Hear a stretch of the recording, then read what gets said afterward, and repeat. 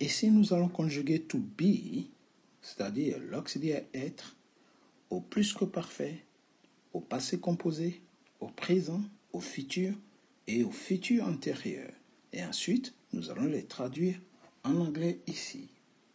Donc, lorsqu'on conjugue ici, on va commencer par le plus que parfait. Lorsqu'on conjugue au plus que parfait, c'est une façon de conjuguer d'abord l'auxiliaire avoir à l'imparfait et vous rajoutez tout simplement le participe passé du verbe être qui est été.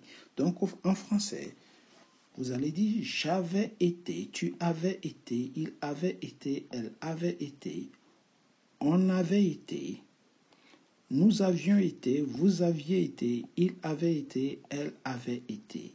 Donc ici, le participe passé est identique partout. Il suffit juste de conjuguer l'auxiliaire avoir à l'imparfait.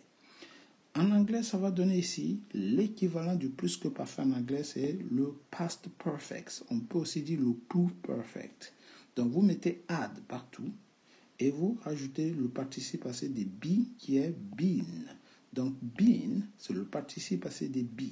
Donc ici, la répétition commence du début jusqu'à la fin.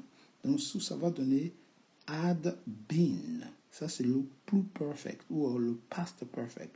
Donc, à toutes les personnes, vous allez dire I had been. You had been. He had been. She had been. It had been. We had been. You had been. They had been. Donc, ça, c'est le plus perfect. L'équivalent du plus que parfait. En anglais, c'est le had plus le participe passé. Et ça donne l'équivalent du plus que parfait en français. Nous allons passer à la deuxième étape ici. Le passé composé. Donc ici, le passé composé, il faut conjuguer l'auxiliaire avoir ici au présent et rajouter le participe passé du verbe être. Ici, au plus que parfait, c'est à l'imparfait. Au passé composé, c'est au présent l'auxiliaire. Et vous rajoutez les participes passés. Être, c'est été. Donc, ça va donner ici au passé composé, j'ai été, tu as été, il a été, elle a été, on a été, nous avons été, vous avez été, ils ont été, elles ont été. Par exemple, j'ai été méchant, tu as été méchant, il a été méchant. Donc, ça, c'est être. En anglais, ça va donner ici have been. Donc ici le avoir au présent ici c'est I have. Et vous rajoutez le participe passé de be qui est been. Donc I have been, j'ai été. You have been, tu as été.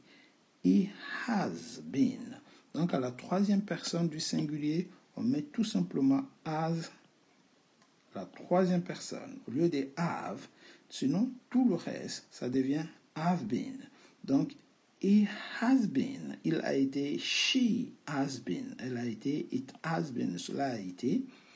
We have been, nous avons été, you have been, vous avez été, they have been, ils ou elles ont été. Donc, ici, le have qui est ici, tout simplement, ici, c'est le have, avoir, qui est au présent. Vous plus le participe passé, vous avez le passé composé. L'équivalent de avoir ici, c'est have. To have. Vous le conjuguez au présent et vous rajoutez been, qui est le participe passé de be. OK? Et ça donne le present perfect. Donc, l'équivalent du passé composé ici, c'est le present perfect. On a aussi le prétérit, mais ici, il fallait juste montrer le had ici, le past perfect fait le lien entre les deux. Past perfect, il faut qu'il soit au passé ici. Present perfect, il faut que l'auxiliaire soit au présent ici. C'est la nuance entre les deux. On passe maintenant au présent. Donc c'est facile, on l'a vu plusieurs fois. Donc to be au présent, être au présent, je suis, tu es, il est, elle est, on est, nous sommes, vous êtes, ils sont, elles sont. Donc pour conjuguer le verbe to be au présent, c'est facile. Vous dites tout simplement I am, you are, he is, she is, it is, we are, you are, they are. Ici, on a notre verbe conjugué au présent.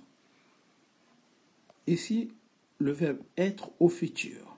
Pour le conjuguer au futur, demain, par exemple, le futur, demain, je serai. Donc, dit je serai, tu seras, il sera, elle sera, on sera, nous serons, vous serez, ils seront. Donc, pour conjuguer un verbe au futur, il faut toujours qu'il y ait le R. A-I, R-A-S, R-A, R-A ici, R-O-N-S, R-E-Z, R-O-N-T. Et à tous les verbes au futur, il y aura toujours ce R avant les AI et ainsi de suite. Donc tout est toujours identique, quel que soit le verbe, au futur, on a les mêmes terminaisons.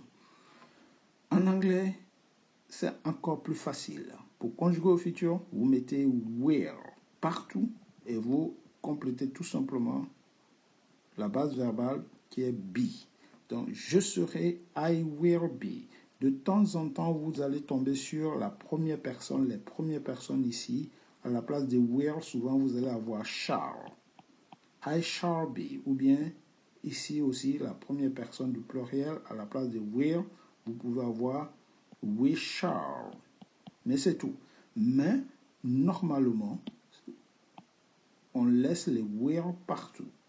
D'accord? Donc, c'est parti. Donc, I will be, je serai, you will be, tu seras, he will be, she will be, it will be. Répétition à toutes les personnes, will be. Et on a conjugué le verbe be au futur. Futur antérieur. Donc, le futur antérieur, c'est très facile. Il faut d'abord connaître l'auxiliaire avoir au futur.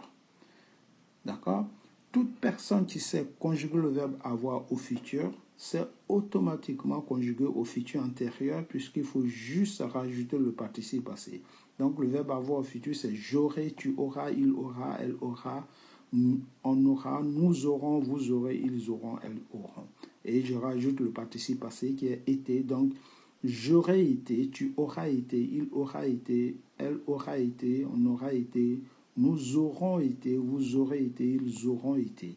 Donc, on aura été, si on avait fait ça, on aurait été méchant. Vous voyez par exemple, le futur antérieur.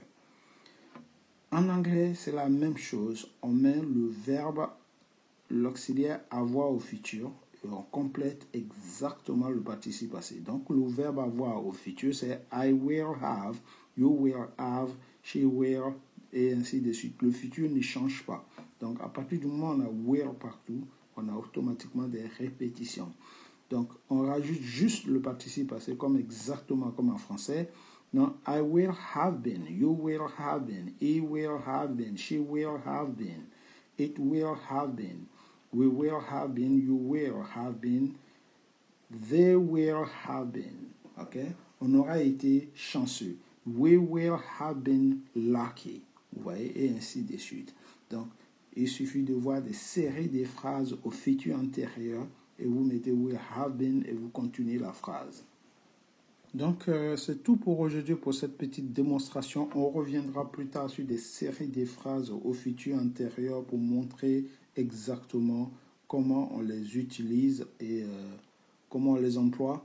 Mais le plus important, c'est connaître la conjugaison de chaque temps afin que vous puissiez faire le lien entre le français et l'anglais.